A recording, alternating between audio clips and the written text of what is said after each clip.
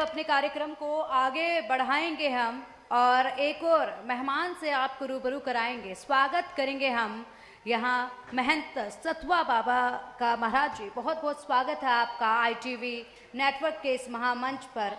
और साथ ही साथ मैं स्वागत करने के लिए बुलाना चाहूँगी हमारे कंसल्टिंग एडिटर अमित आर्य जी को। अमित सर, मैं चाहूँगी कि आप मंच पर आएँ और स्वागत करें महाराज जी का। और इसी के साथ हम यहाँ पर आप देख सकते हैं हमारे बीच में महाराज जी पधार चुके हैं। स्वागत उनका किया जा रहा है। इसी के साथ कार्यक्रम की शुरुआत जो है वो की जाएगी। और इंडिया न्यूज़ यूपी के एडिटर अजीत सिंह जी को भी मैं बुलाना चाहूँगी और चाहूँगी कि वो कार्यक्रम को आगे बढ़ाएं और इस मंच की कमान अब अपने हाथों में लें और साथ ही साथ यहाँ पर सवालों का सिलसिला भी शुरू किया जाए। बहुत बहुत स्वागत है सर आपका। Ajit sir, over to you. शुक्रिया पिंकी। जो है सतुआ बाबा संतोष दास उर्फ सतुआ बाबा जी हमारे बीच में मौजूद हैं। सबसे पहले तो महाराज जी आपका बहुत बहुत स्वागत इंडिया न्यूज के मंच पे। और इतनी भीड़ भाड़ में आपने समय निकाल कर यहाँ तक आए और आप बता रहे थे कि बहुत पैदल चलना पड़ा। तो आप ही का कुंभ है और आपने एक तरह से निरीक्षण भी कर लिया होगा। तो पहले तो आप एक बार अपने आश्रम के बारे में दर्शकों को बताइए। नमस्कार।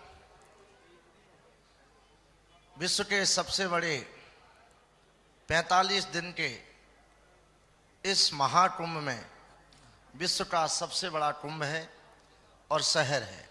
मैं आप सबका हृदय से स्वागत और अभिनंदन करता हूं। यह कुंभ में अनेक संप्रदायों के साथ विश्व में एकता और समरसता और सद्भावना का संदेश देने के लिए अनादिकाल से यह कुंभ अपनी दिव्यता के साथ और भव्यता के साथ और आराधना के साथ बसता रहा। इसी में काशी से श्री सतुआ बाबा आश्रम जो अति प्राचीन पीठ है, 325 वर्ष प्राचीन पीठ है। हमारे पूज्य हम जिन गुरु ने हमको यह भेज दिया और दीक्षा दी, जगत गुरु विष्णु स्वामी श्री यमुनाचार्य जी महाराज जी हमारे गुरुदेव थे। हमारे प्रथम सतुआ बाबा जी पूज्य रणछोड़दास जी महाराज जी थे। हम 7वीं पीठ पर हैं और इसकी मूल शाखा काशी में मणिकर्णिका घाट है, आप सब जानते हैं। और उसी के सामने ये सतुआ बाबा आश्रम स्थित है। आध्यात्म और सामाजिक सेवा के साथ यह अपनी परंपरा का निर्वहन कर रहा है।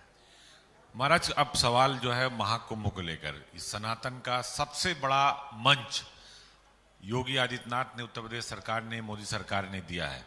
सनातन के इस मंच पर भी जो सनातन विरोधी हैं वो सवाल खड़ा कर रहे हैं। उस सवाल का जवाब सतुआ बाबा किस अंदाज में देना चाहते हैं?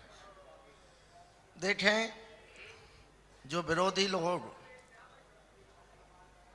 सनातन पर भी आवाज उठाएं और अपने आप को हिंदू मानते हुए भी इस दिव्य और भव्य कुंभ और सनातन के कुंभ में जिसको कमियां और राजनीति सेकने का अवसर मिल रहा हो, तो आप समझें कि वह भारत में रहने वाले व्यक्ति की सोच भारत के प्रति नहीं है।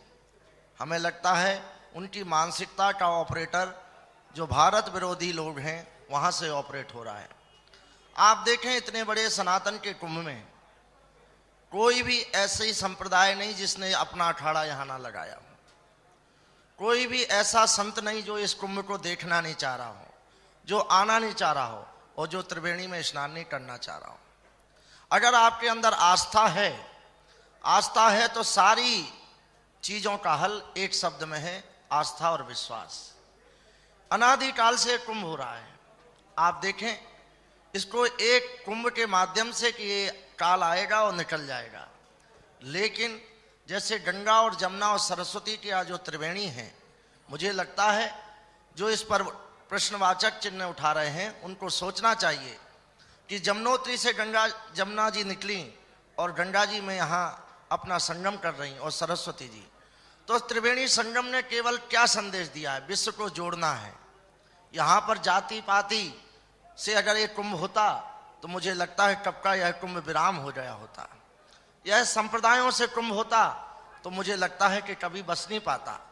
यह सारे ध्वजों को, रंगों को एक ध्वज, सनातन का ध्वज कहते हुए सारे पूज्य संत महंत आचार्य महामंडलेश्वर सब एक भावना करते हैं, सबकी एकता हो, सबका कल्याण हो और विश्व में शांति हो। जिस एकता और अखंडता की आप बात कर रहे हैं उसी का तो विरोध हो रहा है। तो क्या आप भी 80 और 20 लाइन की इस पार आप हैं, लाइन की उस पार जो है दूसरे लोग हैं, एक खिलाफ में और एक साथ में है, तो क्या वो 80-20 वाला फार्मूला अभी भी चल रहा है? आप देखें, जिन्होंने भारत को देखा ही नहीं और उत्तर प्रदेश को जाना ही नहीं, जो परिवार तक सीमित रह गए थे, वो क्या सनातन की परिभाषा जानेंगे और क्या एक कुंभ को जान पाएंगे? वो लोग जिसको कुंभ ने जिया, जिस व्यक्ति ने इस कुंभ को जाना, जिस व्यक्ति ने इस कुंभ को अपना माना, आप देखें कल्पवासियों से पूछें कि कल्पवासी इस मेले की मूल एक प्रमाण पत्र है। आप देखें, प्रतिवर्ष प्रति कल्पवास में कल्पवासी आता है। एक एक कल्पवासियों ने 20-20 कुंभ देख लिए होंगे, लेकिन उनसे अगर जो बोलने वाले लोग हैं उनसे आके पूछ लें कि आपने व्यवस्थाओं में कुंभ को कितना परिवर्तन देखा है। परिवर्तन केवल ये नहीं है कि हम राजनीति का परिवर्तन देखें, हमारे सनातन पूज्य संतों से पूछें कि आज हम लोग सनातन की बात अपने गर्व के साथ, क्योंकि सनातन सत्य है, हम कोई मुद्दा नहीं लिए हैं, हमारे सनातन को तोड़ने के लिए, बांटने के लिए ही सारे लोगों की राजनीति चलती आ रही है। क्या सनातन ने कभी बांटने की बात कही है? क्या सनातन ने कभी किसी को भूखे सोने की बात कही है? क्या सनातन ने किसी को ठंड में ठिठुरने के लिए बात कही है? हमारे संत लोगों का क्या कार्य है कि इस कुंभ में जो भी आए उसको पहले प्रसाद हो, ठहरना हो, विश्वास हो। कुछ लोग तो प्रसाद ग्रहण ही नहीं करना चाह रहे हैं। अब उनकी मानसिकता है, 500 वर्षों से राम मंदिर नहीं बना था, और देखिए आज हम भारत का सौभाग्य है, हम सबका सौभाग्य है कि इतने पूर्वजों ने जो ज्ञान और तपस्या करते हुए आज राम मंदिर की बात को उठाते हुए और माननीय उच्चतम न्यायालय ने राम मंदिर को बता दिया कि राम का जन्म अयोध्या में हुआ और इसी स्थान पे हुआ। मंदिर बना, प्रतिष्ठा हुई, लेकिन उनमें राम में भी उनको राजनीति आ रही है। वो तो कहते हैं कि हम और आज तक उनने दूरी भी उनकी पास है। मुझे लगता है जितना वो खेलने जाते होंगे उतने में अयोध्या पहुंच सकते थे। लेकिन किसको आज कह रहे हैं आप? किसको कह रहे हैं? नाम ले लीजिए। अखिलेश यादव कह रहे हैं। सुनने वाले लोग समझ गए होंगे, आज तक उन्होंने अयोध्या जाके दर्शन नहीं किया। उनके चाचा तो कहते हैं कि मंदिर बहुत खराब बना है, राम मंदिर बना ही नहीं ठीक, आप लोगों ने बनाया ही नहीं सही। चाचा लोगों को तो भतीजों पे विश्वास करना चाहिए कि अपने भतीजे ने आज तक उन पे कितना विश्वास दिया है, तो उन्हीं चाचा जी को पता है कि मंदिर अच्छा बना है। वो दूसरे वाले चाचा हैं। हाँ, लेकिन उन्हें विश्वास है कि वो बोल रहे हैं ऊपर से, लेकिन उनको अंदर से राम मंदिर जाने की बहुत इच्छा है और वो जाएंगे, देखिएगा।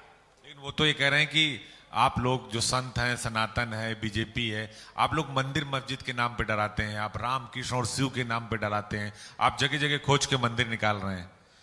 आप देखिए, कुंभ एक दिन का तो है नहीं है। इस कुंभ में कभी किसी को डराया गया है? आप देखें यहाँ के कर्मचारी लोग जितने काम कर रहे होंगे, आप उनकी सर्वे कर लें, ऐसा कोई भी नहीं कि जिसका जाति पूछ के कोई कार्य दे दिया जा रहा हो। सबका हजारों लाखों लोगों का चूल्हा इस कुंभ से जल रहा है। क्या अयोध्या में राम मंदिर बना है, वहां इतने दर्शनार्थी जा रहे हैं? तो केवल पूछ के ही वहां पे देखिए हजारों लोगों को रोजगार मिल रहा है। आप विंध्याचल में जाएं, वहां के ब्राह्मण समाज से पूछें, एक आम कर्मचारी से, वहां आध्यात्म के साथ कितना वहां का विकास हो रहा है। ये प्रयागराज को आप पूछ लीजिए, इतना विकास ओवर ब्रिजों से भर गया है, रोडों को चौड़ीकरण से अच्छा हो गया। तो मुझे लगता है जिसने कभी विकास देखा नहीं था उसके सामने एक आईना, साफ सुथरा आईना रख दिया जाए तो उसको उसमें अंधेरा ही दिखाया जाएगा। जितना लोग सरकार से डरते हैं, योगी जी के जो जीरो टॉलरेंस है क्राइम और करप्शन पर, उसमें एक नाम सतुआ बाबा का भी आता है। लोग कहते हैं कि योगी जी के साथ ही रहते हैं और देखिए भाई इनसे जरा बच के रहिए। तो सतुआ बाबा की नजर भी सब पर रहती है उत्तर प्रदेश के अंदर। योगी जी पूरे उत्तर प्रदेश के हर जनमानस के साथ खड़े हैं। एक एक छोटे आदमी से लेकर बड़े आदमी के साथ योगी जी खड़े हैं। योगी जी सबके प्रिय हैं। योगी जी एक संत हैं, गोरक्ष पीठ के पीठाधीश्वर हैं और गोरक्ष पीठ ने हमेशा एकता की बात कही है।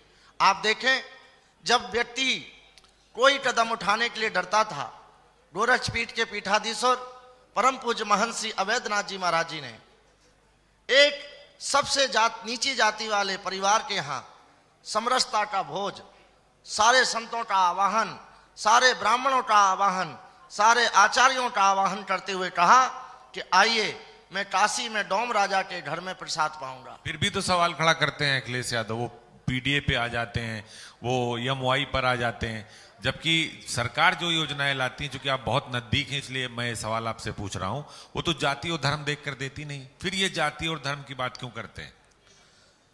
जाति धर्म से उनको अपनी स्वार्थ की राजनीति करना है, परिवार की राजनीति करना है, और जाति धर्म वाले ज्यादा दिन टिकते नहीं हैं। जो भारत में जाति देखेगा वो कभी भारत का नहीं हो पाएगा।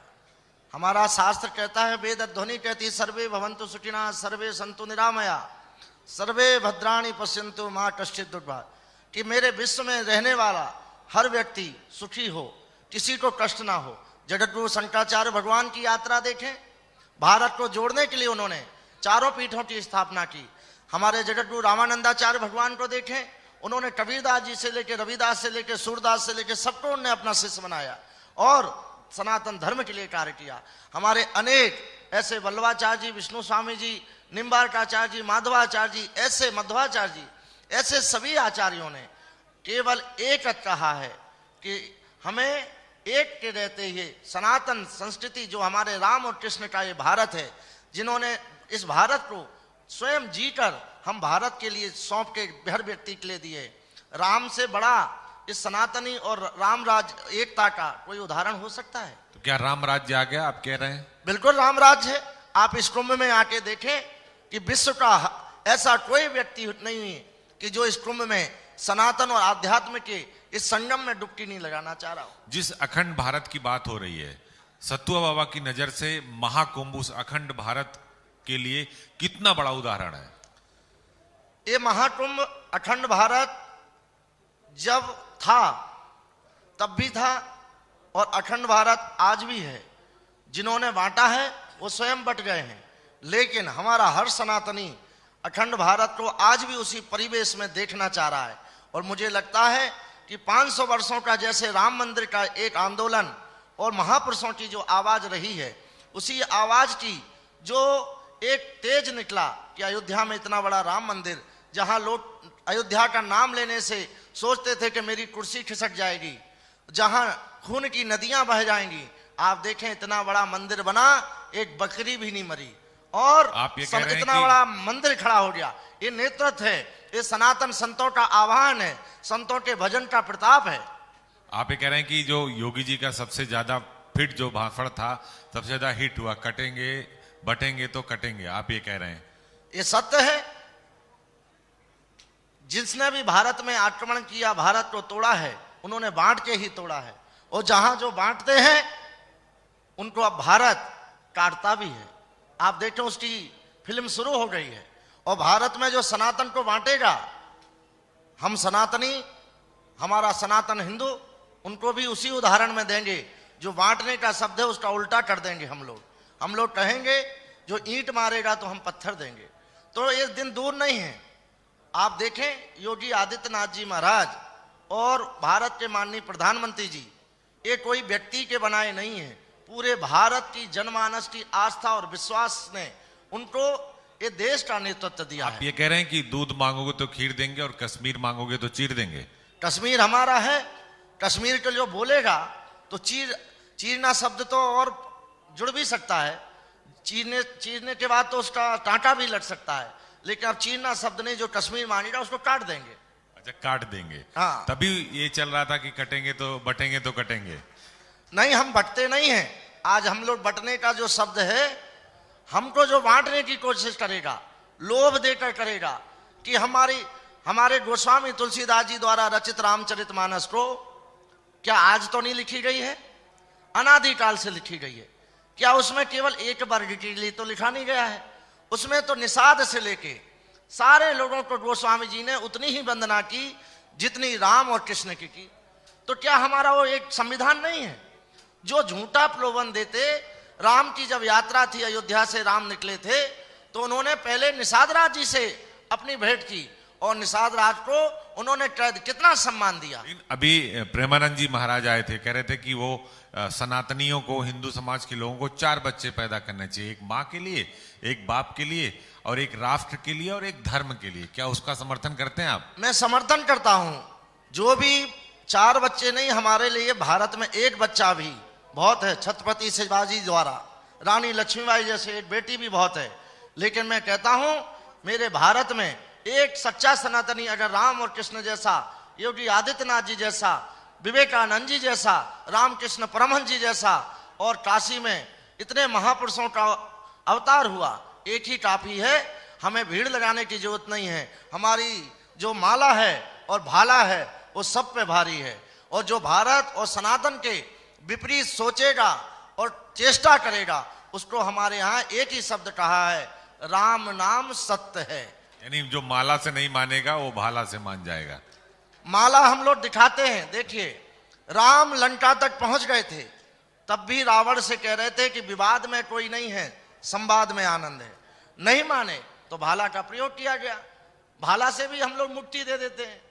आप देखिए, वर्तमान में जो लोग भारत में गरीबों को सताते थे, गरीबों को मारते थे, सनातनियों को डराते थे, अगर कहीं संकीर्तन हो रहा है सीताराम सीताराम का, तो उनको राम नाम सुनने में उनके कानों में दर्द होता था। आज वो स्वयं माला पहनने लगे, स्वयं रामनवमी ओढ़ने लगे, स्वयं चंदन लगाने लगे। उनको पता ही नहीं है कि त्रिपुंड कैसा होता है, तिलक कैसा होता है। लेकिन एक आदमी उन्हें लगाने के लिए रख लिया, क्योंकि वो भारत में सनातन की रोटी सेक के वोट मांगते थे। उनने कभी भारत को जिया नहीं था, सनातन को जाना नहीं था। अब एक नौटंकी करते हुए हम सनातनियों को छलना चाह रहे हैं। लेकिन उस सनातनियों को छलने के लिए उनसे पूछ लें कि कभी आके गोता लगा के देखें, हमारे कुंभ में रहने वाले संतों को प्रणाम करके देखें, उनके साथ एक भोजन करके देखें, उनकी धुनी पे बैठ के देखें, कल्पवासियों के साथ देखें। ये भारत के विकास का एक सीधा साधा दर्पण है, वो यही प्रमाण है। उनको करना चाहिए था, नहीं किया। उनको तो घर में बनाना था, उनने अपने परिवार को बनाना था। आज वो स्वयं एक नौटंकी के, एक नाटक के एक किरदार हो गए हैं। बहुत बहुत शुक्रिया सतुआ बाबा जी महाराज हमारे बीच में आए और उन्होंने कहा कि राम नाम सत्य हो जाएगा। जो माला से नहीं मानेगा वो भाला से मानेगा। और देखिए, सनातन अब रुकने वाला नहीं है और महाकुंभ उसका सबसे बड़ा उदाहरण है, उसका सबसे बड़ा परिचायक है। बहुत बहुत शुक्रिया महाराज जी। आपको धन्यवाद। बहुत बहुत शुक्रिया महाराज जी आपका यहाँ पधारने के लिए और हमारे कार्यक्रम की शोभा बढ़ाने के लिए। और चलिए अब और